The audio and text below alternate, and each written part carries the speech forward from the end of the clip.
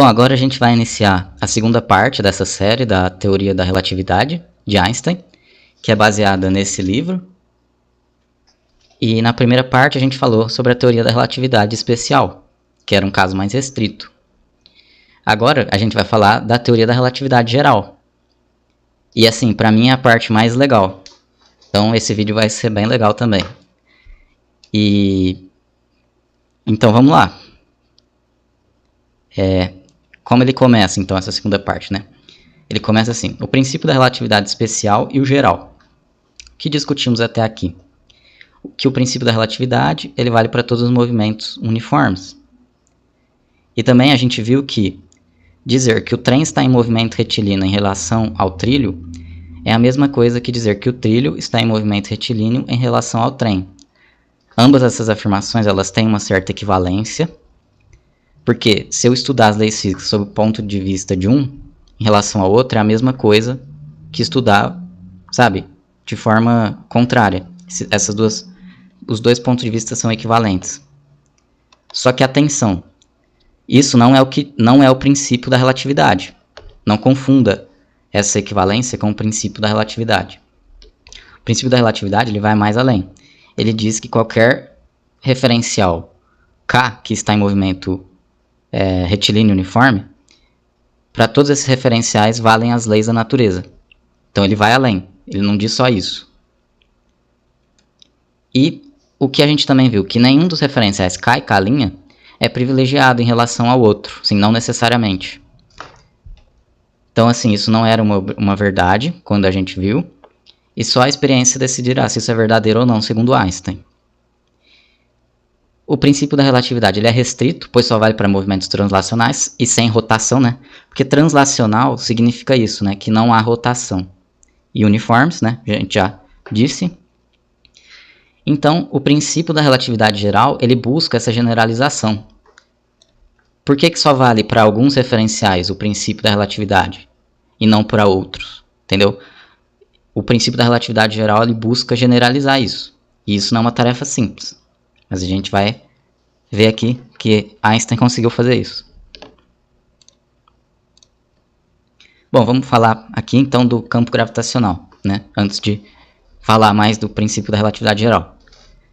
A física clássica ela diz que a Terra atrai as coisas, né? Assim que a gente sempre entendeu a gravidade. A física moderna diz que não existe ações de longa distância.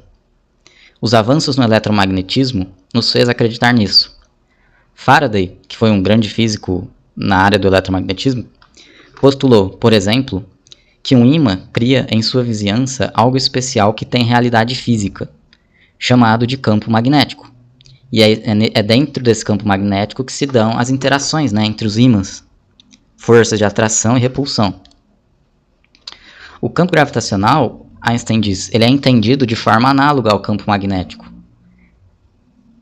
Porém, tem uma característica peculiar, que diz que corpos submetidos a um campo gravitacional sofrem uma aceleração que não depende do material nem das circunstâncias físicas do corpo. Por exemplo, um pedaço de madeira ele interage com a Terra do mesmo jeito que um bloco de cimento. Apesar de serem de materiais completamente diferentes, eles sofrem a mesma influência, né, do campo gravitacional. Agora a gente vai falar sobre as leis de Newton, né? A lei de Newton para corpos acelerados, que é também no ensino médio a segunda lei de Newton, diz que força é igual a massa inercial vezes a aceleração. Massa inercial é o coeficiente, né, que relaciona força e aceleração. Quanto maior a massa, mais difícil mover um corpo, né? Mais força você tem que aplicar para ele ter mais aceleração. E isso era entendido analogamente para força-peso, né? Uma força gravitacional, que diz que a força-peso é igual a massa gravitacional vezes a aceleração daquele campo gravitacional. E matematicamente, a massa inercial ela era igual à massa gravitacional. Só que isso não havia sido interpretado fisicamente, né? Por que a massa inercial é igual à massa gravitacional? A teoria clássica de Newton ela não explica isso, só matematicamente. Só que daí Einstein ele sacou por que que elas podem ser iguais fisicamente. E é o que a gente vai ver agora. A igualdade da massa inercial e gravitacional, ou também conhecido como o princípio da equivalência da teoria da relatividade geral. E assim, é muito legal essa parte. Porque, ó, a gente tem que supor aqui uma situação em que tem uma pessoa numa região do espaço muito, muito longe, assim, no vácuo, que não tem gravidade, não tem nada. Só ele dentro de uma caixa, um elevador. Então vamos imaginar assim, que uma força, que não importa qual força seja, de qual natureza seja, puxa a caixa para cima, com aceleração A. Esse cara dentro da caixa do elevador, como ele tá sendo, o elevador está sendo acelerado para cima, ele vai sentir o chão do elevador pressionar os pés dele. E também assim, ele tem que estar preso ao elevador, porque como não há gravidade, né, ele estaria flutuando, né, mas vamos considerar que ele está preso aqui, né, no chão do elevador. E a caixa, como está acelerada para cima, ele sente ela pressionando os pés. Então ele fala, lá dentro ele percebe isso, mas ele não sabe se é uma força para cima ou o que está acontecendo. Agora, vamos supor uma situação em que ele está dentro do elevador, na Terra ou num planeta que tem um campo gravitacional. Ele sente a mesma sensação que ele sente quando a caixa é acelerada para cima. Ele tem a mesma sensação dos pés dele sendo pressionados pelo chão da caixa. Então, ele não consegue distinguir uma situação da outra, porque elas são iguais. É bem abstrato, mas é incrível isso. E se você quiser, aqui no canal eu fiz um vídeo que eu falo só desse princípio da equivalência das massas. Vou deixar o link na descrição. Se você quiser assistir para ver se você entende melhor, tal, é bem legal. Então, ele aqui descobriu que a massa inercial, ó, é igual como se ele estivesse num campo gravitacional, então são iguais. Então, assim, foi um insight, assim, absurdo. Vamos continuar. Bom, aí ele fala, até que ponto são insatisfatórios os fundamentos da mecânica clássica e da teoria da relatividade especial? Porque ele diz, há uma distinção entre referenciais K, em relação aos quais valem as leis da natureza, e referenciais K' em relação aos quais elas não valem. Os referenciais K são os que estão submetidos a um tipo de movimento especial, né, que é o de translação, e é uniforme, tem velocidade constante. Já os referenciais K' estariam em rotação ou sob aceleração. Então, assim, esse princípio da relatividade ele é meio restrito, ele só vale para um tipo de referencial. Então ele faz a pergunta, por que as leis da natureza são válidas para apenas um tipo de referencial? Tem referenciais mais privilegiados que outros? Então aí ele fala que só o princípio da relatividade geral poderia sobrepor esse obstáculo. E ele faz uma analogia, que é uma analogia das panelas, né, eu coloquei aqui, que é assim, para explicar esse impasse, né? Vamos supor que ele chega lá na cozinha e vê duas panelas com água até a metade, né? Isso aqui são duas panelas com água. Uma está fervendo e a água está evaporando e a outra não. Só deixa eu confirmar aqui se é isso mesmo. Uma delas está emitindo vapor sem parar e a outra não. Só que vamos supor que ele não está vendo. Ele não está vendo aqui o fogo. Ele não está vendo. Sabe? Aí eles perguntam, por que uma está se comportando diferente da outra se elas estão submetidas às mesmas circunstâncias? Sabe, ele fica espantado, não tem nada de diferente acontecendo e uma emite vapor e a outra não, entendeu? Então, assim, isso é análogo com a mecânica clássica. Porque, como existe um princípio que vale para alguns tipos de referenciais e não para outros. Entende? Tem que ter uma explicação para esse comportamento distinto. Então, o princípio da relatividade geral ele é análogo à chama do fogão, que é o que explica o comportamento distinto aqui dessa panela. que seria como se fossem os referenciais K', né, que estão em rotação ou em aceleração. Porque eles se comportam de maneira diferente dos outros referenciais, mas a física clássica ainda não tinha achado nenhum motivo para isso. Então, o princípio da relatividade geral ele vai tentar explicar por esse comportamento diferente, entendeu? Então, vamos continuar. Bom, algumas consequências do princípio da relatividade geral. Um corpo em movimento retilíneo uniforme em referencial K geralmente está, em relação ao referencial K', acelerado, em movimento acelerado e geralmente curvilíneo, certo? Então isso deve valer também para um raio de luz que viaja em trajetória retilínea. Então, um referencial acelerado é igual a um referencial sob gravitação, que é o que diz o princípio da equivalência das massas. Então, a gente conclui que a gravidade curva a luz. Porque se um referencial acelerado é igual a um referencial sob gravitação, e um referencial em gravitação, geralmente, em relação a um referencial K de movimento retilíneo uniforme, apresenta movimento curvilíneo, um raio de luz que viaja de forma retilínea num referencial K, que é de translação e uniforme, ele vai ter uma trajetória curvilínea num referencial acelerado. Então, a gravidade curva a luz. Isso é muito importante e isso pode ser observado experimentalmente, Isso pode ser observado experimentalmente. Então, é muito importante para o prosseguimento da teoria. Bom, isso implica que a lei da constância da velocidade da luz no vácuo não tem validade na teoria da relatividade geral, porque se a luz se curva, ela deixa de ter velocidade constante, a velocidade varia. Que é o que está escrito ali. Se a luz se curva, há variação da velocidade. Estaria então, aí ele pergunta, a teoria da relatividade restrita inválida porque ela considera que a luz é constante, tem velocidade constante. Então ele fala que não. Apenas significa que ela tem validade restrita.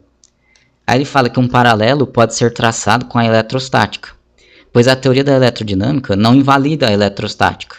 A eletrostática está contida na eletrodinâmica como caso limite. Porque a eletrostática ela surgiu primeiro, depois veio a eletrodinâmica, que abrangiu a eletrostática, sabe? Ela é mais robusta e vai mais além. Só que ela não invalida a teoria da eletrostática, entende? Ela só é um caso mais abrangente. E a eletrostática, então, é um caso limite. Aí eu até separei uma frase dele, que ele diz que esse é o destino mais belo de uma teoria física, o de abrir caminho para outra teoria mais abrangente, sobrevivendo assim como caso particular desta. Então é isso que acontece. Bom, agora vai falar sobre o comportamento dos relógios e réguas num referencial em rotação. Vamos supor que a gente tem um referencial K, referencial galileano, que eu vou repetir. A essa altura, a gente já falou muito, é um referencial que está em movimento uniforme e retilíneo, tá? De translação. E vou ter um referencial K', que é como um disco plano, circular, óbvio, que tem velocidade v, constante, de rotação. E aí ele põe um relógio no centro do disco, e tem um observador aqui no centro, e um outro observador aqui na periferia do disco e com um relógio também. Daí ele fala, o observador em repouso no centro do disco, para ele, qualquer força agindo sobre ele ou sobre qualquer corpo no referencial disco é a ação de um campo gravitacional. Ele pode deduzir isso por conta da relatividade geral. Porque é assim, o cara aqui na periferia do disco ele vai estar submetido a uma força centrífuga, porque o disco gira, e pela física ele teria que estar submetido a uma força centrífuga. Então esse cara que está aqui no centro, não tem força nenhuma agindo sobre ele, graças ao princípio da relatividade geral, ele pode assumir que esse cara, ele pode falar, então esse cara está sobre um campo gravitacional, porque tem uma força agindo sobre ele, e assim, a ação da gravidade é igual a um referencial acelerado. Então, aqui, como aqui é como se tivesse ação gravitacional, o relógio vai passar mais devagar o tempo. Porque quando tem mais gravidade, o tempo passa mais devagar, por causa da aceleração. É o que está dito aqui. Onde a ação da gravidade é maior, o tempo passa mais devagar. Então esse tempo aqui na periferia vai passar mais devagar. Já o tempo aqui no centro do disco, ele está em repouso. Então ele passa rápido. Então, esse é o comportamento dos relógios, é distinto. Já as réguas também vai sofrer uma distinção no comportamento. E daí ele conclui que não é possível obter uma definição satisfatória de tempo usando relógios em repouso com relação ao referencial. Então tem esse problema. E aí ele fala que a definição de coordenadas espaciais encontra aqui pela primeira vez dificuldades intransponíveis. Por quê? Agora a gente vai analisar as réguas. Porque vamos supor que o observador na periferia tem uma régua aqui tangente ao disco, né, unitária. E aqui no centro o cara também tem uma régua no sentido radial. Como a régua aqui na tangencial está em movimento, na direção da régua, como a gente já viu, o comportamento das réguas em movimento é que elas tendem a ter o comprimento diminuído. Então o comprimento dela vai ser menor que 1, porque ela está em movimento. Já a régua que está aqui no sentido radial, não tem movimento na direção dela, ela não sofre essa contração. Então, ela tem medida de 1, porque ela é unitária. Então, se a gente calcular o comprimento do disco, o comprimento da circunferência é dado pelo diâmetro, né, 2 vezes o raio, vezes π, que é a constante. Então, como a régua aqui é contraída, esse diâmetro que ele vai calcular é diferente do diâmetro que o cara no centro vai calcular. Então, quando você divide o comprimento do cara na periferia para o cara que está no centro, a divisão não vai ser π, vai ser uma outra constante, só que tem que ser π. Então, com isso, já está provado que os teoremas da geometria euclidiana não podem valer com exatidão no disco giratório. E, portanto, nem em campos gravitacionais gerais, porque o referencial acelerado, ou, melhor, aquele é um disco com velocidade uniforme, né? Em rotação é igual a um referencial gravitacional. Então a geometria euclidiana deixou de valer. Então a definição de coordenadas espaciais tem aqui uma falha, né? Bom, então a gente precisa achar uma solução para isso, né? Então ele fala